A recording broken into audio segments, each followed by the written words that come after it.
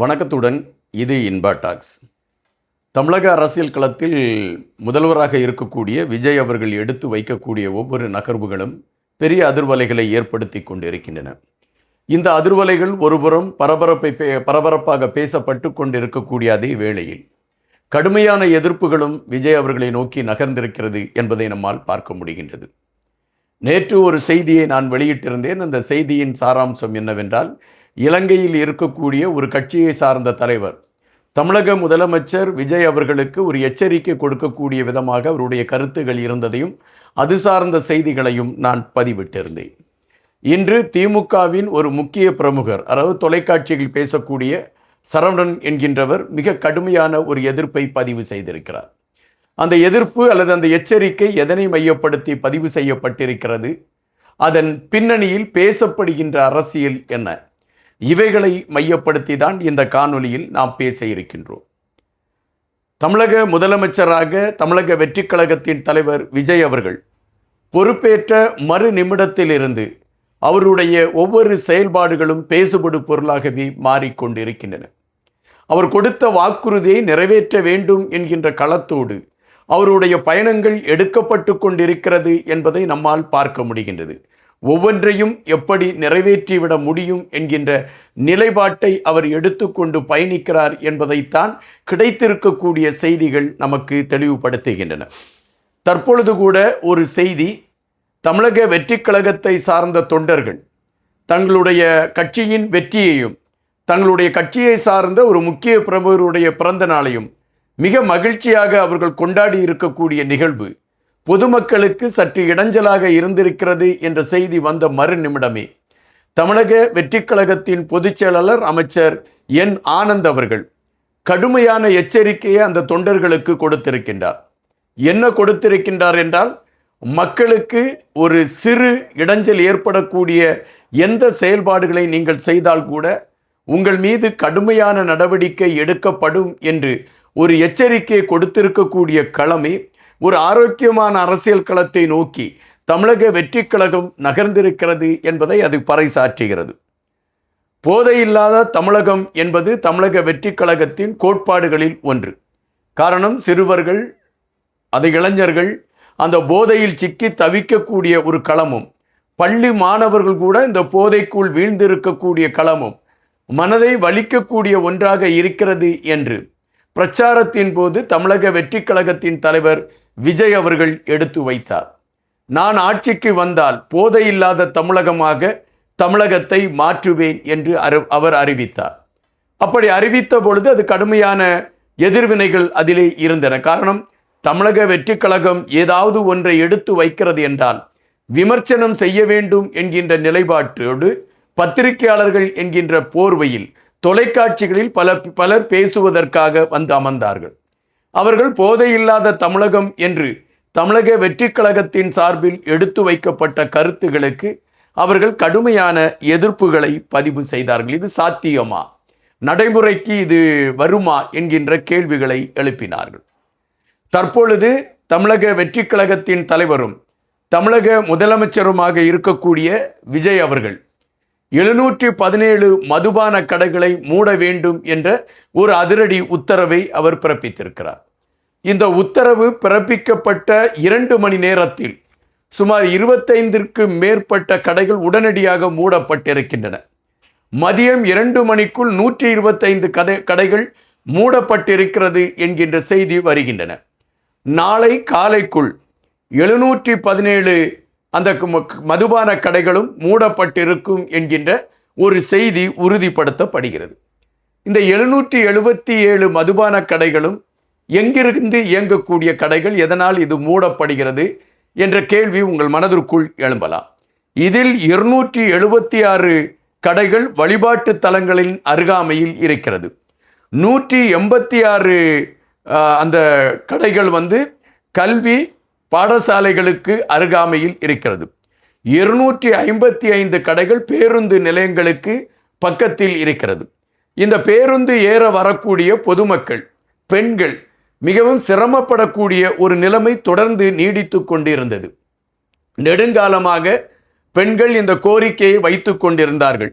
இந்த மதுபான கடைகளை கோயில் பக்கத்தில் இருக்கக்கூடியதையும், பள்ளிக்கூடம் பக்கத்தில் இருக்கக்கூடியதையும், பேருந்து நிலையத்தின் பக்கத்தில் இருக்கக்கூடியதும் இந்த அரசு அப்புறப்படுத்த வேண்டும் என்று கடந்த அரசுக்கு அவர்கள் கோரிக்கைகளை வைத்து கொண்டிருந்தார்கள். ஆனால் அரசு சார்பில் மிக தெளிவாக எடுத்து வைத்தார்கள், நாங்கள் 500 கடைகளை மூடிவிட்டோம் என்று.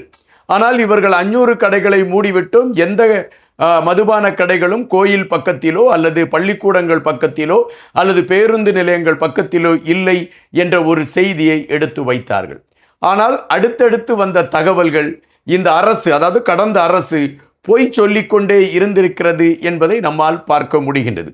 தற்பொழுது விஜய் அவர்கள் 717 கடைகள் மூடப்படும் என்று அறிவித்தவுடன் திமுகவின் பேச்சாளர், அதாவது திமுகவின் செய்தி தொடர்பாளராக இருக்கக்கூடியவர் சரவணன் என்கின்றவர் உடனடியாக அவர் ஒரு பதிவை வெளியிடுகின்றார்.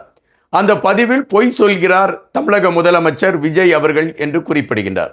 அவர் என்ன குறிப்பிடுகின்றார் என்றால், எங்களுடைய ஆட்சியில் நாங்கள் மதுபான கடைகள் பள்ளிக்கூடங்கள் பக்கத்தில் வைக்காமலும் கோயில் பக்கத்தில் வைக்காமலும் மற்றும் பேருந்து நிலையங்கள் பக்கத்தில் இல்லாத அளவிற்குத்தான் எங்களுடைய முதல்வர் அதை மிக சிறப்பாக செய்து முடித்திருந்தார். ஆனால் இப்பொழுது அப்படிப்பட்ட மதுபான கடைகள் எந்த இடத்திலும் இல்லை. அப்படி இல்லாத ஒரு சூழலில் இன்றைய தமிழக முதலமைச்சர் விஜய் அவர்கள் 717 மதுபான கடைகளை மூடுகிறேன் என்று அறிவிப்பது அவர் பொய் சொல்வது போல பொய் சொல்வதாக இருக்கிறது என்ற கருத்தை அவர் பதிவிட்டிருக்கின்றார். இதில் உண்மை நிலை என்ன என்பதை குறித்து நாம் ஆராய வேண்டியிருக்கின்றது. 2021ஆம் ஆண்டு தமிழகத்தில் திமுக ஆட்சி பீடத்தில் ஏறுகிறது. 2021 செப்டம்பர் 13ஆம் தேதி டாஸ்மாக் கடைகளில் டாஸ்மாக் கடைகளின் மேலாண்மை கூட்டம் நடைபெறுகிறது. இந்த கூட்டத்தில் டாஸ்மாக் கடையின் மேலாண்மை இயக்குனர் சுப்பிரமணியம், மதுவிலக்கு பிரிவின் ஏடிஜிபி சந்தீப் ரதிதேரர் ராய் ஆகியோர் கலந்து கொள்கிறார்கள். இது யாருடைய தலைமையில் நடைபெறுகின்றது என்றால் செந்தில் பாலாஜி அவர்களுடைய தலைமையில் நடைபெறுகின்றது. அப்பொழுது செந்தில் பாலாஜி ஒரு விடயத்தை குறிப்பிடுகின்றார். மதுபான கடைகள், இந்த பேருந்து நிலையங்கள், இது பக்கத்தில் இருக்கக்கூடிய மதுபான கடைகள் எல்லாம் அப்புறப்படுத்த வேண்டும். பொதுமக்கள் ஏதாவது ஒரு கோரிக்கை எடுத்து வைத்தால் உடனடியாக நீங்கள் நடவடிக்கை எடுப்பதற்கான ஒரு களங்களை நீங்கள் உருவாக்க வேண்டும் என்று அறிவித்தார். இது அறிவிப்போடுதான் நின்றது என்பதற்கு அதன் பின்னால் வந்த பல விடயங்கள் உறுதிப்படுத்துகின்றன. 5410 மதுக்கடைகளும் 2808 பார்களும் உருவாக்குவதற்கான களத்தை திமுக ஆட்சி காலத்தில் உருவாக்கப்பட்டது. அதுபோல மணமகிழ் மன்றம் என்று 1500 மணமகிழ் மன்றங்களும் உருவாக்கப்பட்டன. இந்த மணமகிழ் மன்றங்கள் பொதுவாகவே மக்கள் பெருவாரியாக நடமாட்டம் இருக்கக்கூடிய இடங்களில் இருந்தது என்பது பதிவு. 2808 பார்கள் இருந்த அந்த இடத்தில் பல பார்கள் பள்ளிக்கூடங்களுக்கு அருகாமையிலும் பேருந்து நிலையத்திற்கு அருகாமையிலும் கோயில்களின் அருகாமையிலும் இருந்தது என்பதை பல கட்டங்களில் நம்மால் உணர முடிகின்றது. 2022ஆம் ஆண்டு கோவையை சார்ந்த ரமேஷ் என்பவர் கோர்ட்டில், அதாவது நீதிமன்றத்தில் ஒரு வழக்கை பதிவு செய்கின்றார். அந்த வழக்கு என்னவென்றால், எங்களுடைய ஊரில், எங்களுடைய கோயில் அருகாமையில் ஒரு மதுபான கடை இருக்கிறது, அதை அப்புறப்படுத்த வேண்டும், பலமுறை அரசுக்கு எடுத்து வைத்தும் அரசு கவனத்தில் எடுக்கவில்லை என்று அவர் வழக்கை பதிவு செய்கின்றார். இந்த வழக்கின்படி நீதிமன்றம் ஒரு உத்தரவை கொடுக்கின்றது, அந்த மதுபான கடையை அப்புறப்படுத்த வேண்டும் என்று. கோயில் பக்கத்தில் மதுபான கடை இல்லை என்று மார்பு தட்டிய செந்தில் பாலாஜிக்கு அது சவுக்கடியாக மாறியது. அதன் பின்பு நாம் தமிழர் இயக்கத்தை சார்ந்தவர்கள் கோயில் பக்கத்தில் பள்ளிக்கூடங்கள் பக்கத்தில் மதுபான கடைகள் இருக்கிறது என்பதை மையப்படுத்தி போராட்டங்கள் நடத்தக்கூடிய களங்களை அவர்கள் கையில் எடுத்தார்கள் என்பதை நாம் பதிவு செய்ய வேண்டியதாக இருக்கின்றது. அதுபோல குறிப்பிட்ட 3 கிராமங்களை சார்ந்த மக்கள் தங்களுடைய வழிபாட்டு தலத்திற்கு அருகாமையில் மதுபான கடைகள் இருக்கிறது என்று அவர்கள் போராட்டம் நடத்தி அந்த மதுபான கடைகளில் இருக்கக்கூடிய மதுபானங்களை அடித்து உடைத்த களங்களும் அரங்கேறியது. அப்படி என்றால் 500 மதுபான கடைகள் மூடப்பட்டது என்று தமிழக அரசு சார்பில் சொல்லப்பட்டது, கடந்த அரசு சார்பில் சொல்லப்பட்டது பொய்யான ஒரு விடயம் என்பதை நாம் இங்கு உறுதிப்படுத்த வேண்டியதாக இருக்கின்றது. அதுபோல 2025ஆம் ஆண்டு நவம்பர் மாதம் மணமகிழ் மன்றம் என்கின்ற அந்த மன்றத்தை எங்களுடைய பள்ளிக்கூடத்திற்கு அருகாமையில் இருக்கிறது, அதை மூட வேண்டும் என்று போராட்டம் நடைபெற்றிருக்கின்றது. ஜூன் 10 2025 வாலஜாபாத் என்கின்ற பகுதியில் இதுபோன்று மதுபான கடை மக்களுக்கு இடைஞ்சலான இடத்தில் இருக்கிறது என்று அதை மூடுவதற்கான ஒரு களத்தை எடுக்க வேண்டும் என்று மக்கள் போராட்டத்தில் இறங்கியிருக்கிறார்கள். எனவே தொடர்ச்சியாக மதுபான கடைகள் மக்களை பாதிக்கக்கூடிய இடங்களில் செயல்பட்டு கொண்டுதான் இருந்தது என்பது கடந்த ஆட்சியில் நிரூபணமான ஒன்று, அதாவது உறுதிப்படுத்தப்பட்ட ஒன்று. ஆனால் இப்பொழுது திமுகவை சார்ந்தவர்கள் எங்களுடைய ஆட்சியில் அவைகளெல்லாம் அப்புறப்படுத்தப்பட்டுவிட்டது என்று அவர்கள் சொல்லக்கூடிய விடயம் ஒட்டுமொத்தமான பொய் என்று நிரூபிக்கப்படுகிறது.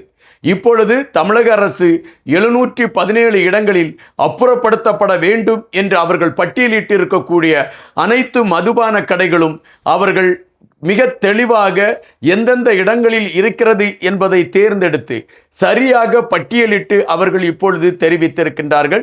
அதற்கான நடவடிக்கைகள் எடுக்கப்பட்டிருக்கின்றது. பரபரப்பான ஒரு களத்தை நோக்கி அது நகர்ந்திருக்கிறது.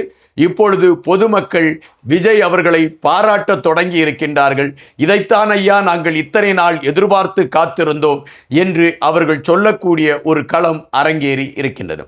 தமிழக அரசு பல முதல்வர்களை கண்டிருக்கின்றது. ஆனால் தான் பதவியேற்ற மறு நிமிடத்திலிருந்து முதல்வன் படப்பாணியில் அதிரடிகளை காட்டிக்கொண்டிருக்கின்றார் தமிழக முதலமைச்சர் மாண்புமிகு விஜய் அவர்கள் என்பது பெருமிதத்தின் ஒரு பாட்டாகவே திகழ்ந்து கொண்டிருக்கிறது என்பதுதான் நிஜம். திமுக இன்னும் பொய்களை எத்தனை நாள் சொல்லிக்கொண்டு இருக்கும் என்பது இங்கு எழும்பி இருக்கக்கூடிய கேள்வி. ஸ்டாலின் அவர்கள் இந்த விடயத்தில் மௌனம் சாதிப்பது கூட ஏறக்குறைய தங்களுடைய தவறு வெளியே தெரிந்துவிடக் கூடாது என்பதற்காக மௌனம் சாதிக்கிறாரா என்கின்ற கேள்விகளும் எழும்புகின்றன. நன்றியுடன் இன்பா.